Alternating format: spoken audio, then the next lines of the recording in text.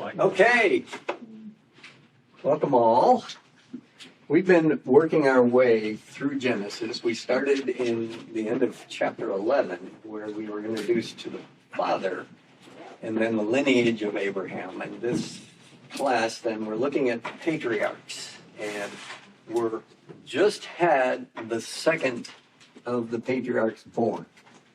And this is Abraham's second child, because the first one was conceived through the prompting of Sarai that Abraham take the maidservant, because Sarai was unable to have a child, so she offered the maidservant.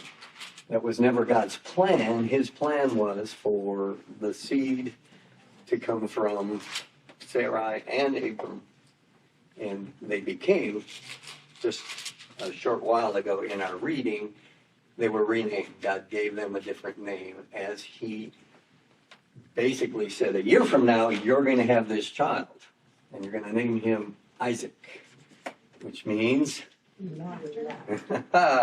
yes. And so, anyway, we've gotten to that point, and in a number of different things. So as we pick up in Genesis 21, just to reiterate, the Lord took note of Sarah, as he had said. The Lord did for Sarah as he had promised. Sarah conceived and bore a son to Abraham in his old age at the appointed time which God had spoken to him. Abraham named the son born to him, and the son whom Sarah bore to him, Isaac. Then Abraham circumcised his son on the 8th day, and as God had commanded him. Now Abraham was 100 years old when his son Isaac was born to him. Sarah said, God has made laughter for me. Everyone who hears will laugh with me. And she said, who would have said to Abraham that Sarah would nurse the child? Yet I have given birth to a child in my old age. So in verse 8, we're basically jumping ahead probably about 2 years from what I'm understanding as to how long they would nurse a child. Don't really have a definitive answer, but essentially, why would Abraham or anyone in that culture wait 2 years to have this big celebration? Huge situation for them was infant mortality, and if a child survived the first 2 years, their chances of making to adulthood were significantly greater.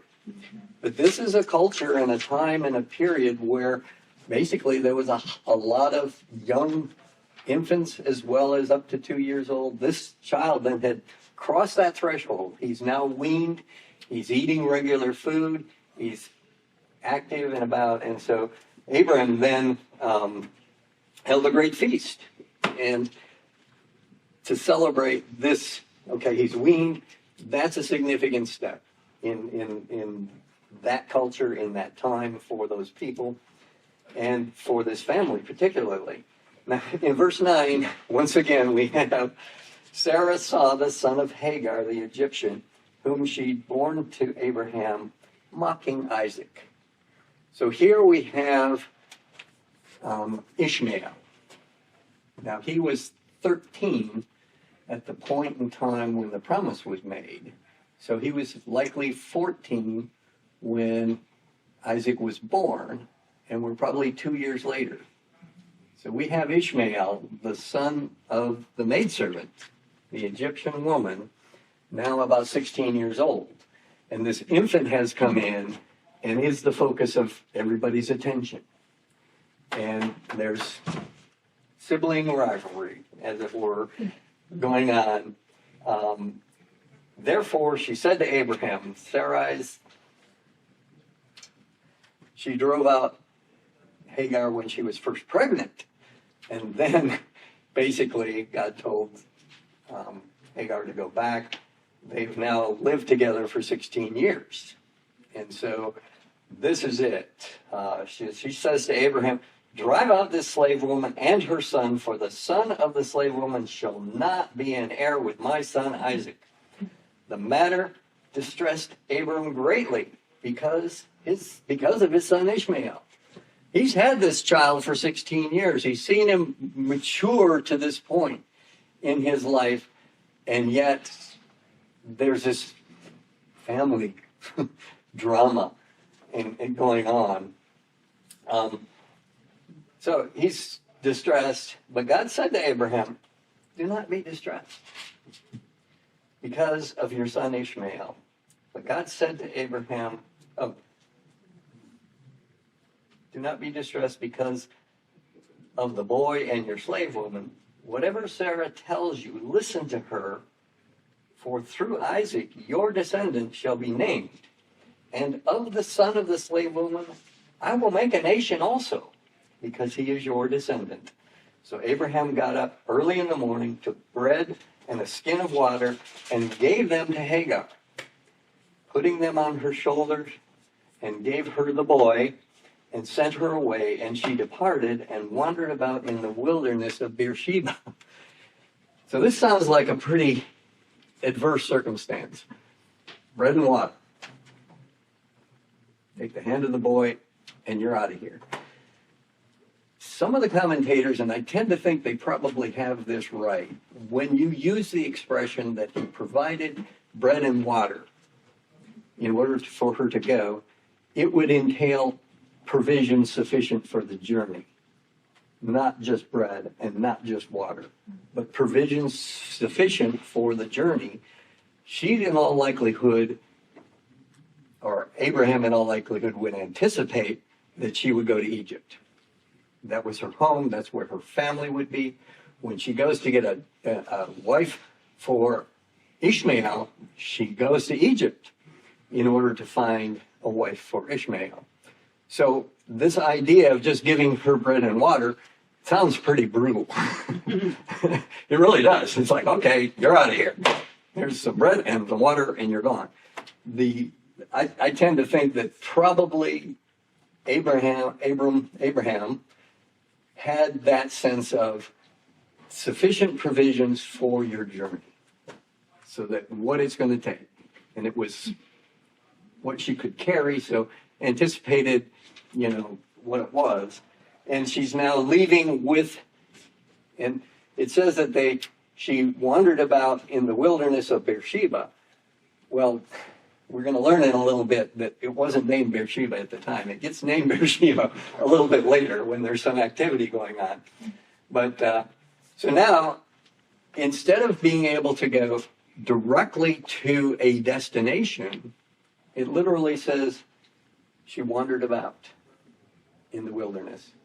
And so she's now got this circumstance where she may have had sufficient provisions to go to a particular location, but she's now lost in the wilderness and is now facing some dire circumstances. When water in the skin was used up, she left the boy under one of the bushes, and she went and sat down opposite him about a bow shot away, and she said, "May I not see the boy die?" And she sat opposite him and raised her voice and wept. Okay, so he's a 16-year-old kid. What kind of metabolism does he have? How often does he need to eat? I mean, when our kid was 16, Jan would go to the grocery store and she'd buy a dozen bagels, and 2 days later, they're gone, along with a bunch of other stuff. And so that metabolism is going to exhaust much quicker than hers. His requirements for water and food, nutrition, and he's going to be waning pretty fast. She's a hardy woman. Don't know exactly how old she is, but she spent her whole life working in servitude, and so she's probably much better able to sustain with the lack of provisions. So she's weeping. She's still able to see him in the distance. God heard the boy crying, and an angel of God called to Hagar from heaven and said to her, "What is the matter with you, Hagar? Do not fear. God has heard the voice of the boy where he is. Get up, lift up the boy, and hold him by the hand, and I will make a great nation of him. For I will make a great nation of him. This is a reiteration of the promise that he made back in 16 when she was just pregnant. And she was wandering and had departed. And he said, go back. So this promise is reiterated here. Then God opened her eyes, and she saw a well of water, and she went and filled the skin with water and gave her son a drink. So now she's faced this exile from the family. She's wandered in the wilderness and reached probably the lowest position she could be in. She's anticipating not watching her son die. She doesn't want to watch her son die, but she's anticipating his death and probably her own. And then God intervenes and said, don't fear. I already made this promise to you once, and I'm making it again right now. I will make a great nation of him. So now we're going to somewhat wrap up the situation with regard to Ishmael in verse 20. And God was with the boy, and he grew. And he lived in the wilderness and became an archer. He lived in the wilderness of Paran, and his mother took a wife for him from the land of Egypt. So now we have this whole lineage which carries forth. And so Ishmael is half the DNA of Abraham and half Egyptian woman. And then he marries an Egyptian. And so their offspring then probably were more Egyptian than anything else. But they did share some genetic heritage from Abraham. So now we've pretty much run the cycle with Ishmael. I just think it's interesting that they use the term, he was a bow shot away. I'm thinking, like, how far was that? Probably 50 yards at least. It's, back then they could pelt those things pretty far. Yeah. So at least that far. And then he becomes an archer. Yes. So it's like, okay, there's two things in the same. He probably had lived a fairly favored life, being the son of Abraham. And the expanse of the number of people that were a part of the household of Abraham was pretty significant. Hundreds and hundreds of people. He calls for 318 people to go to battle from his household. And that was the men. That was the men. Men of fighting age. Yeah. Yeah. And so that there's a lot of people. And so This is before feminism? You can have it. So anyway, you've got a fairly large assembly of people, and he is Abram's son. And so he probably had good training, good education, but he was warned, Hagar was warned that he was going to be adversarial. He was just going to be this contentious sort of adversarial person. Yeah. And it's like, okay, that's who he is. But once again, God was with him, and he was going to make him into a great nation. So now we've got, I mean, we have very little detail here, but I can't help but think that it's not as austere as it just sort of sounds there. Abraham's a very wealthy man. And I'm thinking if he let a servant go that he really loved, he'd probably give him a couple of camels loaded down, with provisions and gifts and, great severance pay and, all kinds of things. So I almost think that surely his, even though she's legally his wife, there has to be some sort of relationship with her, and he loves his son. Seems like he sent him away without just a backpack with some bread in it. No way of knowing, but you just sort of think he must have sent her pretty well off. So yes, maybe he ate her out of house and home. Surely they weren't just, wandering around out there with just a backpack full of stuff and shoes on their feet. Yeah, and again, we don't have a lot of detail, but essentially what's happening is there's a separation now, and these two lineages basically were at odds with each other and still are today. It's just like that line can be traced. And so it was unfortunate, but that was the reality of what was happening at the time. As we get to verse 22, then we've got Abram has been living down close to Abimelech, the king.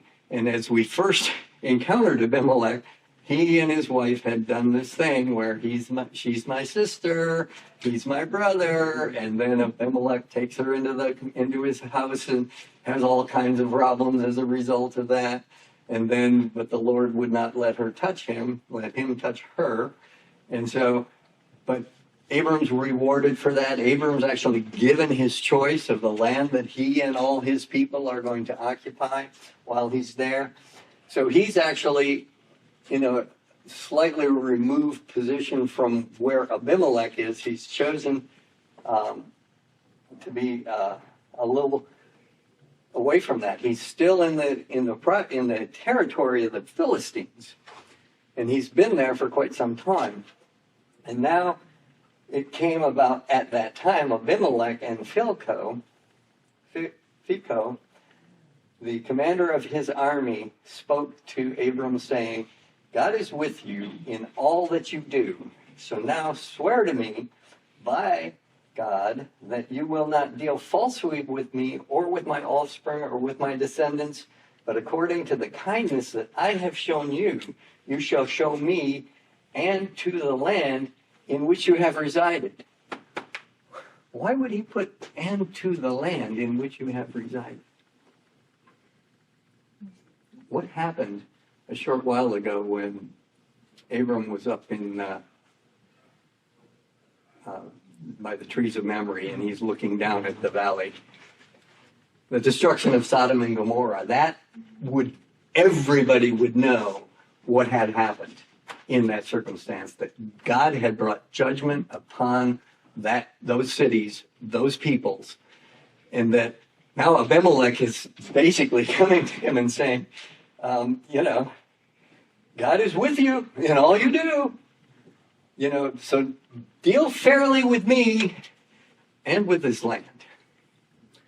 Because, it was just like when you look at what happened with the plagues in Egypt, and then they're wandering in the desert for 40 years. What was what did the people say about this God? They all knew what God had done to Egypt. They all knew that this was the God that they were in after 40 years. And so this type of activity that's potentially there, he's basically making the appeal to Abraham, but he's also recognizing that God had made promises that he's going to bless who blesses you, and he's going to curse who curses you. And so those were part of the promises that God had made to Abraham early on. So Abraham said, I swear it. But Abraham complained to Abimelech because of the well of water which the servants of Abimelech had seized. And Abimelech said, I do not know who has done this thing. You did not tell me, nor did I hear of it until today. So there's some conflict between the herdspeople, the ones that are taking care of the flocks for Abimelech, and the ones that are taking care of the flocks for Abram. And it has to do with this well. Basically, we don't really need to read all of it, but what they do is they come up with a covenant where basically that which Abimelech has already asked of him, that you will treat me fairly and the land, Abraham, when they say they take sheep and oxen, quite possibly they did the same thing as what God asked Abraham to do, would be separate them in half and then walk through them as a part of the promise that was made. And then ultimately Abraham says, I'm going to give you 7 ewe lambs as a pledge that was my well. And so he tries to resolve that. Now, in one of those things, as we get down to, verse 32.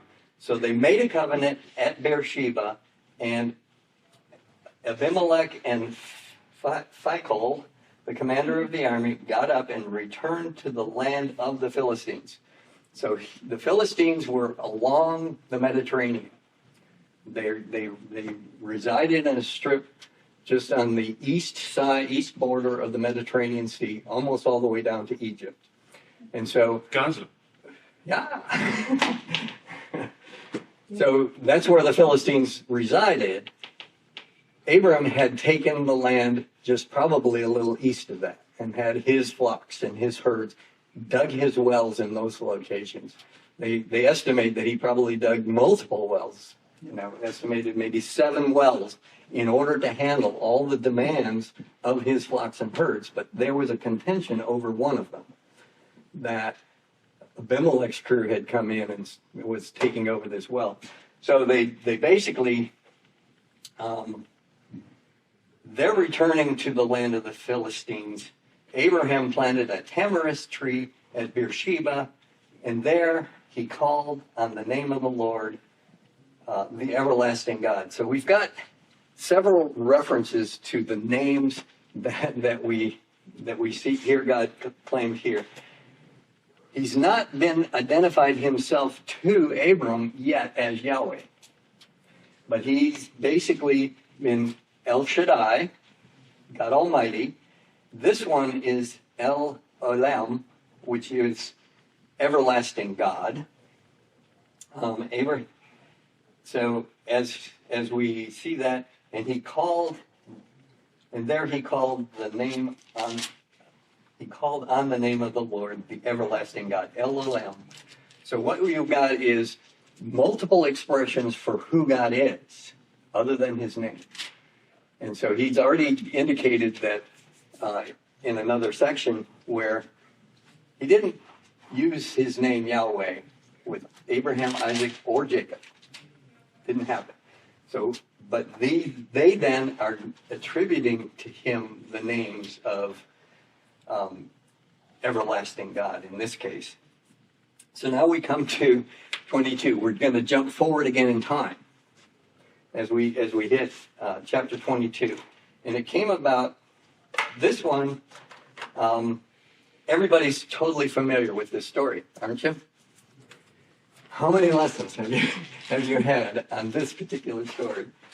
And so there's some interesting initial things to think about here. Now, it came about after these things that God tested Abraham, and said to him, Abraham, and he said, here I am. And then he said, take now your son, your only son, whom you love, Isaac, and go to the land of Moriah and offer him there as a burnt offering on the mountains on which I will tell you. So now we're going to try to figure out. He was 100 years old when Isaac was born. Don't really have a definitive age of how old Isaac is at this point. But God says to him, I've always interpreted this as he's maybe 12 or 13, a man coming of age.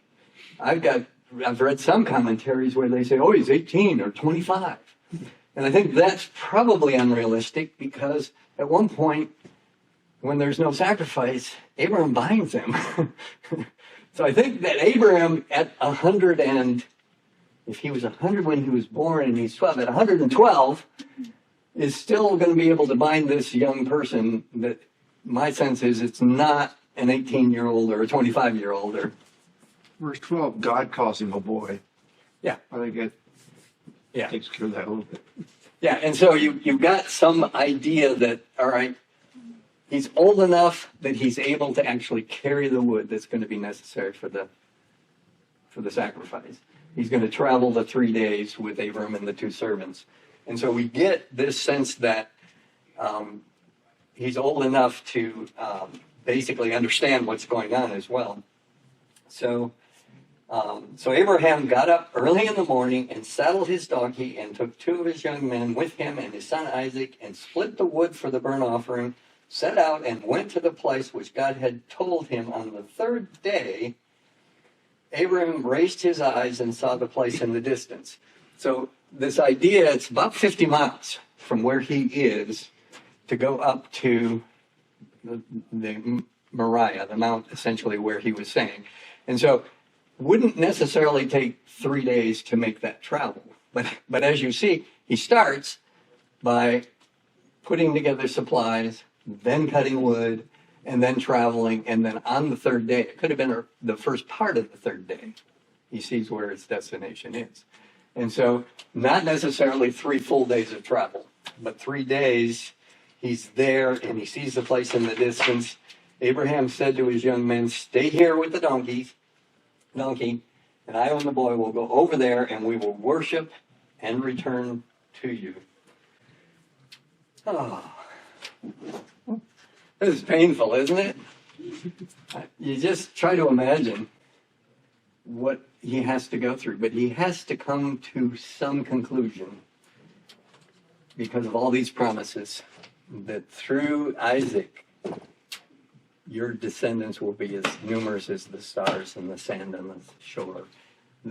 And so we get a hint in Hebrews as to what's going on in Abram's mind. So he took the word for the burnt offering and laid it on his son Isaac, and he took his hand, and he took in his hand the fire and the knife, so the two of them walked together. Interestingly, we never find in the Bible how they did fire. But in this case, they carried something that had hot burning coals in them. You know, they just had that so that when the time came, add a little bit of starter, and then you got what you need. But they had some means of carrying the fire with them. From Sodom. What? From Sodom. Yeah. Souvenir. So anyway, I ran by this thing with the tree, the tamarask tree. That is a cultural thing that when we were in Africa in 1990, there was a mission center where we were working at. And it was a big deal that the president of Kenya came out and planted a tree in that location. It was like this huge endorsement of this is a special place. And these are special people. And there were tribes, warring tribes, all came together for that tree planting, and they weren't warring. Yes. And so these were the Maasai that always fight with each other. And so it was very significant that a cultural thing. And for them, it would be a similar situation where this is significant. This tree then marks something of significance. And so I skipped by that, unfortunately. So the two of them walked together. Isaac spoke to his father. Abraham said, "My father," and he said, "Here I am, my son." And look, the fire and the wood, but where's the lamb for the burnt offering? And Abraham said, "God will provide for himself the lamb for the burnt offering, my son." And the two of them walked on together. So there's this slight exchange as they're approaching the ultimate destination. They came to the place which God had told him. Abraham built the altar there and arranged the wood, and he found his son Isaac and laid him on the altar on top of the wood.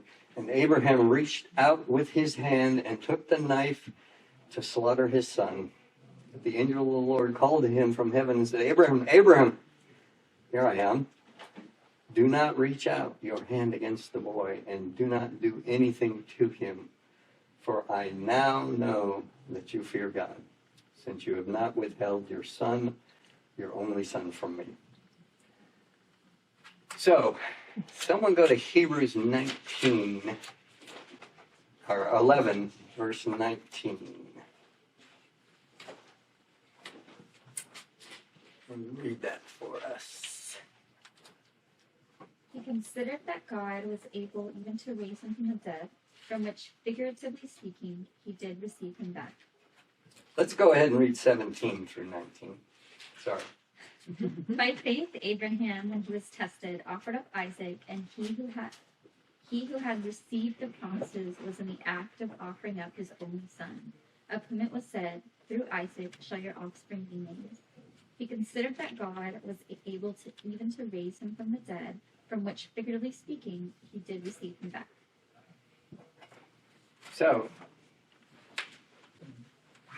the author of Hebrews basically recognized that, okay, hey, Abram had enough faith to recognize that, okay, the promise is through Isaac. If I kill Isaac, God can restore him to life. And he'd already committed himself to that. That was the depth of his faith. That if I carry this out, God will fulfill his promise. And he can and will raise the son. Now, I don't know how many of you were here when Phil did the parallels. He did a number of lessons about the parallels between what's happening here with the sacrifice of Isaac and what was happening with Jesus and the cross. And it's just amazing when you look at who's carrying the wood, carrying the cross, and then, the substitute for sin. Okay. Sorry. Well, the Hebrews part, you kind of see it in verse 5 a little bit. And we will go and worship, and then we will come back to you. So you kind of see that. Yeah. If you look at Hebrews and compare it. Yeah. Has that confidence in spite of the requirement. Well, Vaughn, you haven't hit the one thing that I'm most curious about.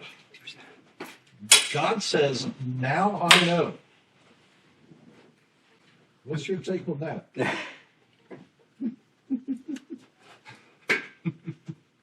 Because I have a take that I'd probably get thrown out of here for. That he didn't know ahead of time. That he doesn't know. He's Now powerful I enough to know. control the future, but he doesn't know the future. Yeah. Now I know that you fear God. Okay. Just a test. I mean, he was testing his loyalty. It did start in the very first references that this was God testing Abraham. And I think that there's enough free will that Abram had a choice. Well, and for sure, Abraham knows Yeah. now Yeah. Maybe the that he's Hebrew, going to follow through. maybe the Hebrew pronoun should have been you. Maybe it was mistranslated. See, I also look at when Moses was on the mountain and receiving the Ten Commandments, Moses is told, unless you talk me out of it, Moses, I'm going to destroy all these people. No, that's not what he says. He says, I am going to destroy these people. So was God playing a game with Moses to get Moses to talk him out of it? Or was God lying to Moses? Or does God not know what's going to happen in some person's life until they make the actual decision?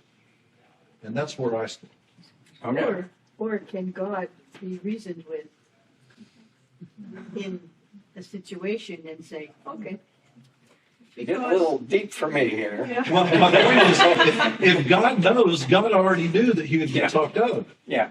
Well, the idea of omniscience and omnipresence and Well, it's like prayer, God. I mean, we know our faith, but at times prayer is so much prayer constantly, and that sometimes changes the outcome. Yeah. That we see obvious.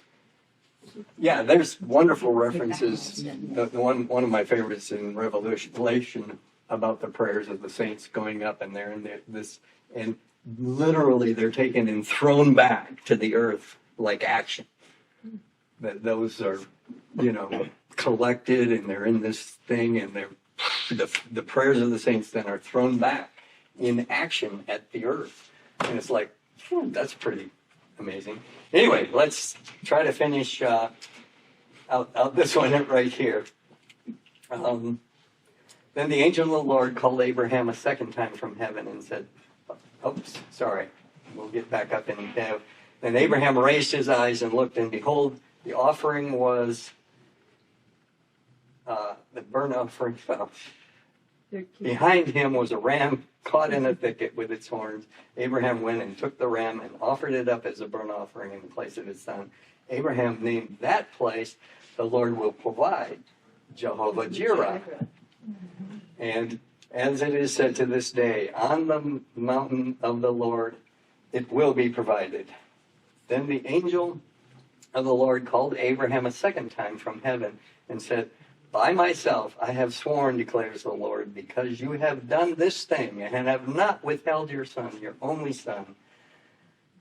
Indeed, I will greatly bless you.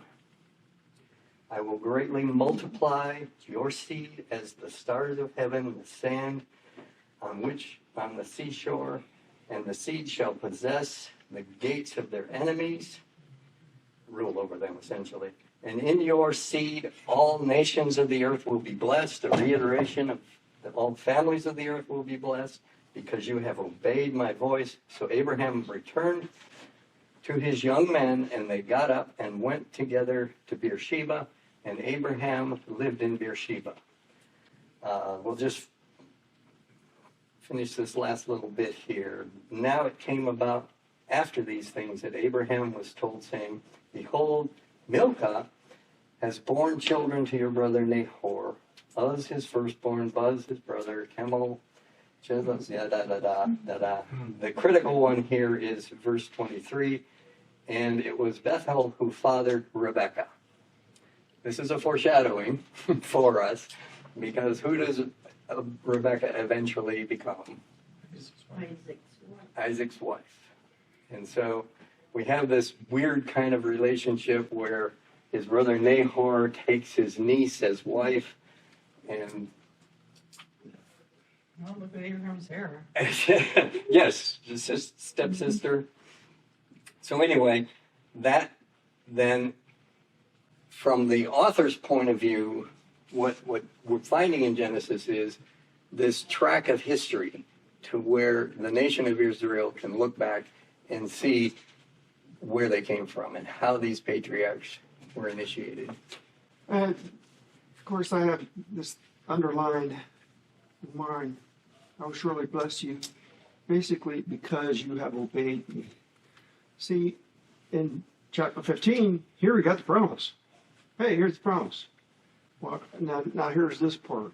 And I kind of see it as becoming a Christian in the same sense that, okay, yeah, I believe, but then baptism plays a part because I'm being obedient. Obedience doesn't rule out grace. It doesn't rule out any of the promises. It doesn't rule anything out. It's part of the whole package. And we can see this here as well. Yeah, there were, and again, as we look at this, what do we say? Abraham's about 112 years old at this point. The first call that we know of was when he was 75. So he's been hearing God reveal and promise, making promises and interceding in his life for 37 years or something. And so he's got a track record with God, and when God tested him, he was ready. He had had enough experience with God in his life for him to be able to come to the right conclusion that I need to do this. I need to be obedient, even to the point of taking. Yeah, I don't think God's deceitful in any way. I feel that he might have just tested what his spiritual strength was, and like the parables compared to Jesus Christ, he used his son, and any father, could you imagine laying your child down and making that child carry the wood and help you set this altar up to sacrifice him? That would probably be very, very hard to do. Oh yeah. Even in those times, and it was a lot more morbid, I guess, than it is now. But I still can't believe God would lie. I don't think he'd lie. I think it was more of a test. And I think God knows everyone's heart, just like he knows every hair on our head. I think he knows everybody's heart. And I think sometimes in life we are tested to see what our faith. Maybe God was making sure that the order was still God, then family, then country. I don't know In that about- order. I think Well, It- and it it says was the the ultimate angel test. said, the angel said this, the angel said this. So that might be your pronoun thing about the angel said. So, So Isaac, I was trying to think of, and there was any conversation, when he bound, when Abraham bound Isaac, like, what are you doing? But then when you said that thing about Jesus comparison, that maybe he just was silent Yeah, and again, and I think trusted that- his father, that even though it didn't make any sense. to him. again, Isaac then had lived whatever his age was, 10 years, 10, 12 years, whatever it was, had lived with his father, and his father had probably reinforced his interactions with God. Yeah. That you are the chosen one, you are You are the one. sacrifice. through which everything else will come. Because it doesn't sound like he fought No, the whole thing. no, and I Even think though he bound was, his hands, yeah. it doesn't sound like he tried to run, which he Yeah. probably could outrun. I The 112-year-old guy. Power, 112. Yeah, I think there must have been a certain level of acquiescence, at least, No, I at think- minimum, Yeah, there It was sounded probably a like he level just of trusted respect his there. father. yeah, for the father, and so. After that, he was really obedient too, I'm sure. So, well, and again, it's interesting. I've tried the life These, of our boys several times. They still are obedient. so I think we've come to the. Did anybody hear the bell?